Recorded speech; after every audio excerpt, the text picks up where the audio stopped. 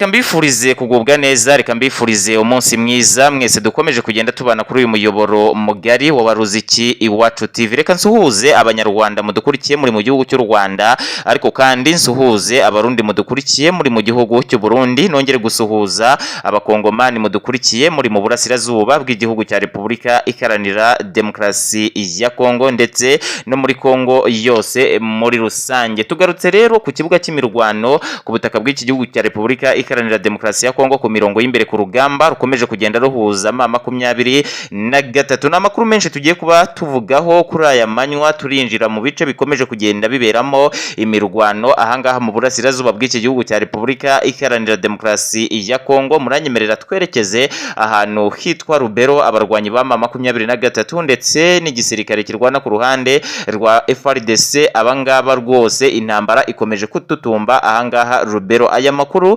ndababwiraho ku buryo burambuye, ariko kandi turaganira kuri M23 indani ahangaha mu burasirazuba bw'iki gihugu cya Repubulika Iharanira Demokarasi ya Kongo. Turajya mu gisirikare cya FARDC turebe byinshi gikomeje kugenda gitegura, dore ko iki ngiki kivuga ko rwose gikomeje kugenda gitegura ibitero bikaze kugira ngo kirukane inyeshyamba za M23 ahangaha ku butaka bw'iki gihugu cya Repubulika Iharanira Demokarasi ya Kongo. Naho Leta Zunze Ubumwe za Amerika ndetse n'Ababiligi bongeye guhakana ku makuru ari kuvugwa ko bashaka kurasa u Rwanda. Aya makuru nayo ndayakubwira ku buryo burambuye. Muraza kunyemerera dukomereze mu bice bikomeje kugenda biberamo imirwano y'akasamutwe. Turavuga kuri Goma, tuvuge kuri Bukavu, dore ko ahangaha rwose inyeshyamba za M23 zikomeje kugenda zirebana ayingwe n'abarwanyi barwana ku ruhande rw'igisirikare cya FARDC, ariko kandi ari nako bakomeje kugenda barasana. Shuti bakunzi ba Waruziki Iwacu TV, ni munyemerere aya makuru mbabwiye mu buryo bw'incamake ndetse n'andi menshi ntababwiye tuze tuyagarukaho ku buryo burambuye, ariko mbanze mbibutse gukora subscribe, mu commenting, mu liking ndetse munasharinge kugira ngo amakuru yacu akomeze kugenda abageraho gatanu ukuri gatanu. Jya bateguriye aya makuru akaba ari nanjye ugiye kuyabagezaho, munyite Mr Kenzo. Reka duhere kuri iyi nkuru yo muri teritwari ya Rubero. Teritwari ya Rubero ubundi hari haciyeho igihe nta mirwano ihumvikana, cyangwa se iyi teritwari ya Rubero muri make ituje, ariko reka nkubwire nti iyi teritwari ya Rubero muri uku gutuza yariyobowe n'abarwanyi ba M23, ariko noneho igisirikare cya FARDC muri uku gukaza ingamba bikomeye cyane bavuga bati tugomba gukura M23 mu burasirazuba bw'igihugu cya Repubulika ya Demokarasi ya Kongo yose. Ubu ngubu ibitero biremereye biravugwa ko biri kwisuka ku barwanyi b'inyeshyamba za M23 baherereye ahangaha muri iyi teritwari ya Rubero. Teritwari ya Rubero yabereyemo ingamba zikomeye kandi zigiye zitandukanye kugeza ubwo abarwanyi ba FARDC basubiye inyuma, M23 ikaguma kwidegembya muri iyi teritwari ya Rubero, ariko rwose ibitero biremereye byongeye guhagurukira iyi teritwari ya Rubero. Shuti bakunzi ba Waruziki Iwacu TV, nababwiye ni muri aya makuru yacu turerekeza mu barwanyi ba M23 indani, turebe ese mu by'ukuri muri iki gisirikare cya FARDC kiri gutegura iki, cyangwa se mu by'ukuri kiri gukora iki kugira ngo kirebe ko cyakongera kumera neza ku mirongo y'imbere ku rugamba, dore ko muri iyi minsi rwose muri iyi minsi igisirikare cya FARDC kiri gutsinda bikomeye cyane izi nyeshyamba zirwana ku ruhande rwa M23 aha mu burasirazuba bw'iki gihugu cya Repubulika Iharanira Demokarasi ya Kongo. Icyo nabasha kuba nkubwiye aka kanya cyo nuko mu byo igisirikare cya FARDC kiri gukora bya mbere kiri kuzana abacanshuro ahangaha mu burasirazuba bw'iki gihugu cya Repubulika Iharanira Demokarasi ya Kongo, ariko kandi hari ibihugu bikomeje kugenda byohereza intwaro nyinshi cyane ahangaha mu burasirazuba bw'iki gihugu cya Repubulika ya Demokarasi ya Kongo ku ruhande rw'izi nyeshyamba zirwana ku ruhande rwa M23. Harimo igihugu nka Uganda, harimo nka Kenya, ndetse u Rwanda ruraza ku mwanya wa mbere mu bihugu bikomeje gutongwa agatoki mu gufasha izi nyeshyamba za M23. Abasirikare ba FARDC bo baravuga ko ubundi iyo bagiye kuvuga M23 baravuga bati ubundi iki gisirikare cy'inyeshyamba za M23 twagitsinze mu mwaka w'ibihumbi 2013, ubu dukomeje kugenda duhangana n'abarwanyi ba RDF ahangaha mu burasirazuba bw'iki gihugu cya Repubulika Iharanira Demokarasi ya Kongo. Noneho ni munyemerere aya makuru tuyakomereze mu gisirikare cya FARDC indani. Nubwo inyeshyamba za M23 zikomeje gukora ibi, zigakomeza kugenda zitumaho imisada uko bwije nuko bukeye, ntabwo igisirikare cya FARDC nacyo cyicaye. Igisirikare cya FARDC gikomeje nacyo kumanura ibitwaro karundura mu materitwari agiye atandukanye, ubwo ngubwo ahererewemwo n'izi nyeshyamba za M23 meje kugenda idiporoyinga abasirikare benshi cyane n'ubundi mu materitwari agiye atandukanye arimwo izi nyeshyamba za M23. FARDC ikomeje gukora ibikorwa biremereye aha mu burasirazuba bw'iki gihugu cya Repubulika ya Demokarasi ya Kongo. Iyi FARDC rwose ikomeje kugenda ihamagarira amahanga kuza kuyifasha kurwanya izi nyeshyamba za M23. Icyo ishyize imbere ikomeje kugenda igaragaza ko M23 ikomeje kugenda ihohotera abaturage baha mu burasirazuba bw'iki gihugu cya Repubulika Iharanira Demokarasi ya Kongo. FARDC ni ibisirikare byinshi cyane biturutse amahanga yose bikomeje kugenda byiyunga kuri iyi FARDC. Ibi bikakomeza kugenda bitiza imbaraga ndetse n'umurindi aba barwanyi barwana ku ruhande rw'igisirikare cya FARDC gukomeza gukubita no gukumunzura izi nyeshyamba za M23. Ibice byose bihererewemo na M23 ubu tuvugana biri mu bwoba bwinshi bw'intambara y'akataraboneka. Bivugwa neza ko igisirikare cya FARDC kigiye gushoza kuri M23. Birumvikana neza cyane rero iyi M23 mu minsi ishize twumvaga irimo guhunga cyane, iri gukubitwa ihunga, abasirikare b'abarundi bacaha bagakubita, wazarendo icahangaha ikarasa. Igisirikare cya FARDC cyahagurutse kigahagarara kikavuga ko kigomba kurwanya izi nyeshyamba za M23 uko byakagenda kose. Amakuru yacu ni munyemerere tunyarukire muri teritwari ya Masisi turebe uko imasisi byifashe. Ubundi iyi Masisi nayo ikomeje kugenda iberamo urugamba rukomeye cyane. Iyi Masisi ikomeje kugenda yibasirwa n'izi nyeshyamba za M23, ariko kandi iki gisirikare cya FARDC mu burasirazuba bw'iki gihugu cya Repubulika ya Demokarasi ya Kongo rwose gikomeje kugaragaza ko gifite ishyaka n'umuhate wo kuba cyakura izi nyeshyamba za M23 aha ku butaka bw'iki gihugu cya Repubulika Iharanira Demokarasi ya Kongo, kubera ko turi kubibona mu bice bigiye bitandukanye. Turi kubibona aha za Goma, za Bukavu, za Uvira ndetse n'aha za Masisi. Bivugwa ko rwose izi nyeshyamba zifite akaga gakomeye cyane, ko zikomeje kugenda zigabwaho ibitero karahabutaka kandi ibitero simusiga. Ibingibi bigakomeza kugenda byikurikiranya byisuka kuri izi nyeshyamba za M23. Ndabizi neza uri kwibaza uti muri aya masaha Igoma bimeze bite? Ese Ibukavu bameze bate? Biriwe bate? Ese baramutse bate?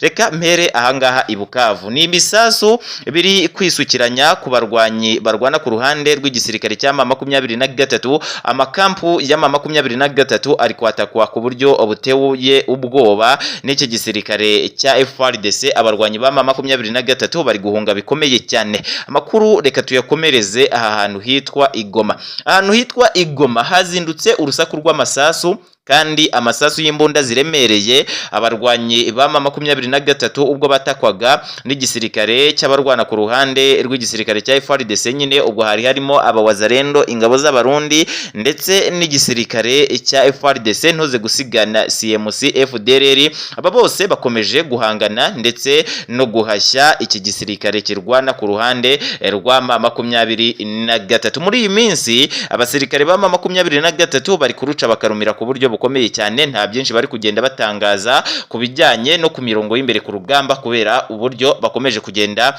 batsindwa umusubirizo ruhande rw'inyeshyamba za M23. Aya makuru nayo ndayakubwira 5 ariko kandi muranyemerera duhite twerekeza mu yandi materitwari akomeje kugenda aberamo imirwano yakasa mutwe. Turerekeza Karehe, nkubwire ko Karehe naho abarwanyi ba FARDC, ingabo z'abarundi FDNB ndetse n'abarwanyi bose barwana ku ruhande rw'igisirikare cya FARDC ahangaha Karehe naho babyutse bari koroza. Mu makuru yacu kandi turaza kugera no mu gihugu cy'u Burundi nkubwire ko igihugu cy'u Burundi gikomeje kugenda kideployinga ingabo aha mu burasirazuba bw'igihugu cya Repubulika Iharanira Demokarasi ya Kongo. Ububirigi ku mugaragaro bwemeje ko nta mugambi bufite wo gutera u Rwanda. Aya makuru nayo ndayakubwira ku buryo burambuye. Inshuti bakunzi ba Waruziki Iwacu TV, ni munyemerere aya makuru mbabwiye mu buryo bw'incamake ndetse n'andi menshi cyane ntababwiye tuyagarukeho ku buryo burambuye.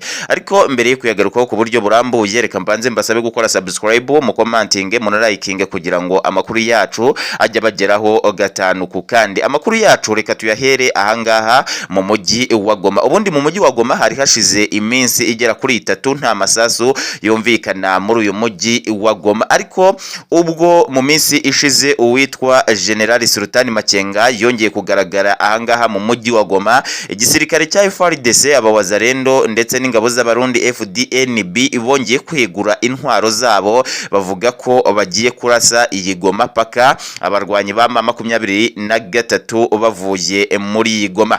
Byari byaratangajwe neza, bitangazwa n'ibitangazamakuru byinshi cyane, abantu benshi babivugaho bavuga bati nyamara uwitwa General Sultan Makenga yararashwe arasirwa ku mirongo y'imbere ku rugamba bari bahanganyemo n'igisirikare cya FARDC, ndetse arasirwa bimwe muri ibi bice by'umujyi wa Goma. Ariko uyu mugabo nkubwire nti yongeye kugaragara mu mujyi wa Goma. Ni mu bitero biremereye rero ubu ngubu tuvugana muri aya masaha biri kwibasira uyu mujyi wa Goma. Abarwanyi ba FARDC bahagurutse barahagarara, ariko kandi bongera kurahira barirenga, bavuga ko bagomba kwirukana izi nyeshyamba za M23 ahangaha muri uyu mujyi wa Goma. Nshuti bakunzi iba Waruziki Iwacu TV, ni munyemerere twihuse cyane amakuru yacu tuyakomereze ahantu hitwa muri teritwari ya Uvira.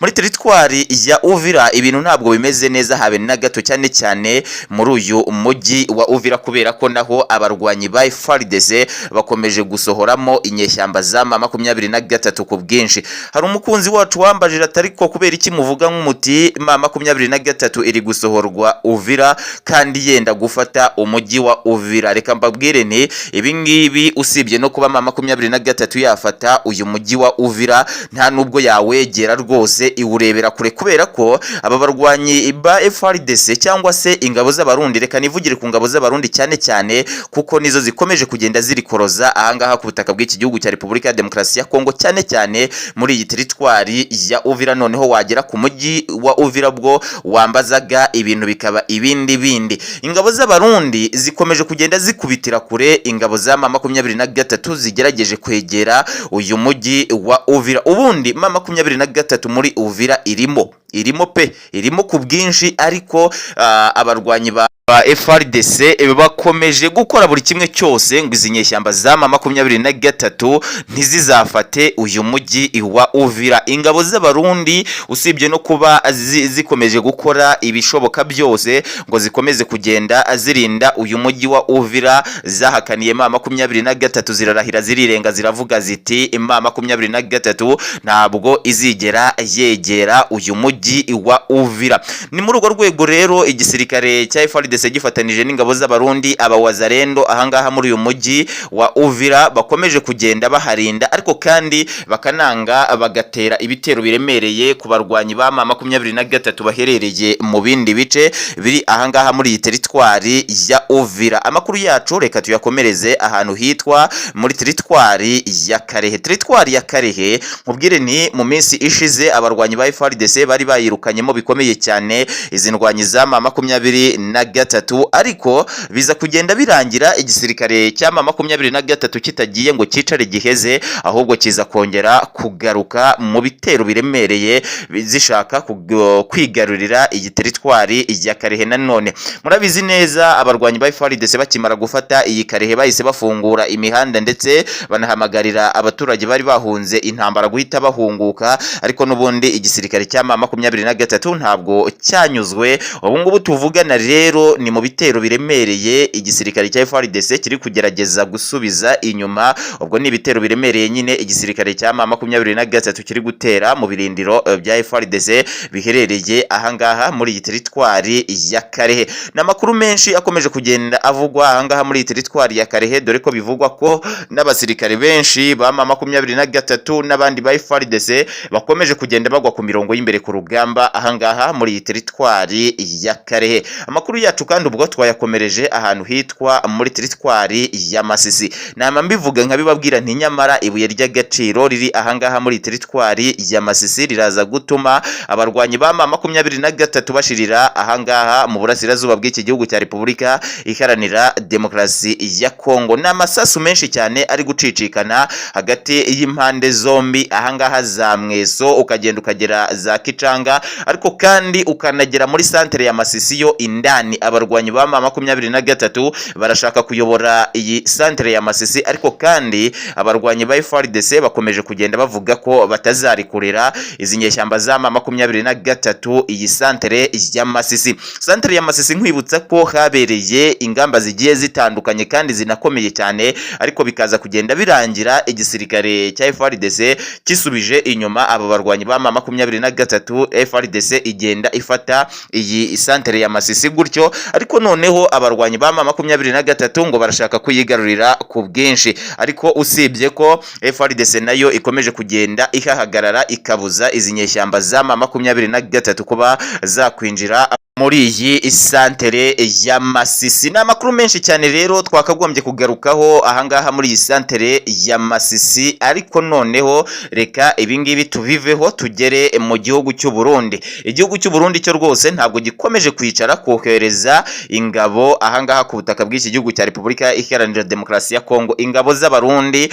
zikomeje kugenda zigwiza ahangaha mu burasirazuba bw'iki gihugu cya Repubulika Iharanira Demokarasi ya Kongo. Uwo bita Ndayishimiye Evariste uyobora iki gihugu cy'u Burundi akomeje kuvuga ko inyeshyamba za M23 zitazamutorana akuka ahangaha mu burasirazuba bw'iki gihugu cya Repubulika ya Demokarasi ya Kongo. Guhera urugamba rwatangira aha mu burasirazuba bw'iki gihugu cya Repubulika ya Demokarasi ya Kongo ndetse kugezana n'aka kanya, uwo bita General Ndayishimiye Evariste akiri kumwe n'uwo bita Antoine Felix Tshisekedi Tshilombo uyobora Repubulika Iharanira Demokarasi ya Kongo mu kurwana no guhashya izi nyeshyamba za M23 aha mu burasirazuba bw'iki gihugu cya Repubulika Iharanira Demokarasi ya Kongo. Uko Ndayishimiye Evariste akomeje kugenda yohereza ingabo ahangaha mu burasirazuba bw'iki gihugu cya Repubulika ya Demokarasi ya Kongo, ni nuko uwo bita Muhoozi Kainerugaba, General Muhoozi Kainerugaba w'igihugu cya Uganda uyobora igisirikare cya Uganda, nawe